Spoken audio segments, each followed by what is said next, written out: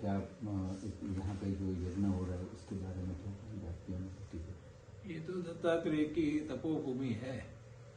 अनेक जन्म के पुण्य का उदय जब होता है, भाग्योदय, तब आना होता है। यहाँ पूर्व में एक 44 साल पहले हम गिरनार आए थे, दत्तात्रेय जी के चरण पादुका का दर्शन किया था। भगवान ने भी बुला लिया है, इसलिए आना हुआ, ऐसा हम समझते हैं।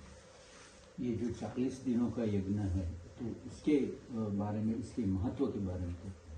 यज्ञ का सदा ही महत्व रहता है। हमारे महानारायण उपनिषद में जो 12 साधन बताए, उसमें यज्ञ का भी स्थान है। तो यज्ञ वस्तु क्या है? जो परमात्मा ने हमें वस्तु दी है, उनको अर्पित करना है।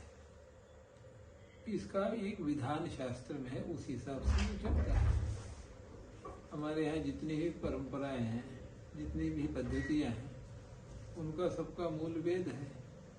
वेद के अंग हैं और उनके अन्य अन्य ग्रंथ हैं, जिनको ऋषि लोगों ने बताया है। उस साधना के अनुसार चलता है। यज्ञ सदा किया करना चाहिए। यज्ञ के द्वारा मन की भी शुद्धि होती है और पर्यावरण यानी वातावरण की भी शुद्धि होती है। जीवन के लिए शुद्ध पृथ्वी, शुद्ध जल, शुद्ध तेज, शुद्ध वायु, शुद्ध आकाश की आवश्यकता होती है। वो यज्ञ के द्वारा प्राप्त होती है। दैवी आपदाओं से भी रक्षा होती है जब यज्ञ हम करते हैं। इसलिए भगवान श्री कृष्ण ने गीता जी में कहा कि देवान भावेता नैन ते देवा भावयन्तुवा परस्परम भावयन्तः श्रेयः परम अवाप्स्यथ। हम यज्ञ के द्वारा जो विश्व के रक्षक देवताएं हैं, उनका स्मरण करते हैं। उनके लिए हविर द्रव्य दे करके उनके स्थान तक अग्नि के माध्यम से और मंत्रों के माध्यम से उनको पहुंचाते हैं। जो अमृत रूप में वहाँ पहुँचता है, अग्नि में यहाँ जो होम होता है वो वहाँ अमृत रूप में पहुँचता है।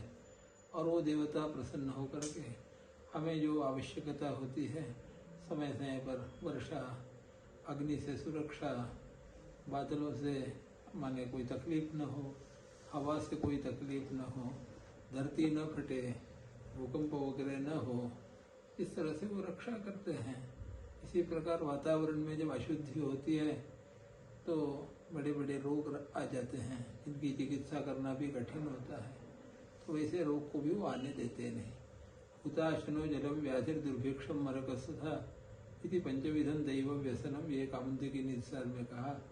अग्निकांड और जल को लेकर उपद्रव और भूखमरी और बड़ी मात्रा में लोगों की मृत्यु और बड़ी रोगराई, ये 5 को दैवी आपदा कही है। इन दैवी आपदाओं से बचने के लिए देवताओं की कृपा संपादनीय होती है। वो उस कृपा का संपादन यज्ञ के द्वारा होता है। इसलिए हमारे यहाँ सदा ही यज्ञ को करने की परंपरा है। अयोध्या राम मंदिर में प्राण प्रतिष्ठा करने का सौभाग्य आपको मिला, कैसा आप महसूस करते हैं? और प्रधानमंत्री नरेंद्र मोदी जी के लिए क्या कहेंगे? भगवान राम जी की कृपा थी, इसलिए वो हमारे यहाँ से ही वाराणसी में रामघाट पर सांगवेद विद्यालय है, वहाँ से वो शिलान्यास के लिए मुहूर्त भी लिया गया।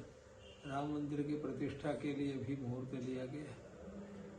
ये प्रधानमंत्री नरेंद्र मोदी जी ये पुण्यात्मा हैं। अतएव जो 500 साल में जिस समस्या का समाधान नहीं हुआ, उसका सारा समाधान उनके प्रधानमंत्रित्व के काल में हुआ है। न्यायालय से निर्णय आना, फिर वहाँ मंदिर के लिए शिलान्यास होना, भगवान राम जी की प्रतिष्ठा हो जाना, ये सब के पीछे एकमात्र कारण है भगवान राम जी की अनुकंपा, भगवान की कृपा से हुआ है, ऐसा ही हम लोग समझते हैं। रहा उनका जो सहवास हुआ, तो कोई पवित्र आत्मा है, उसका सहवास जब होता है साथ तो स्वयं ही पुण्य का उदय हुआ समझना चाहिए। उस प्रकार ही सबके पीछे हम एक ही समझते हैं, भगवान राम की कृपा।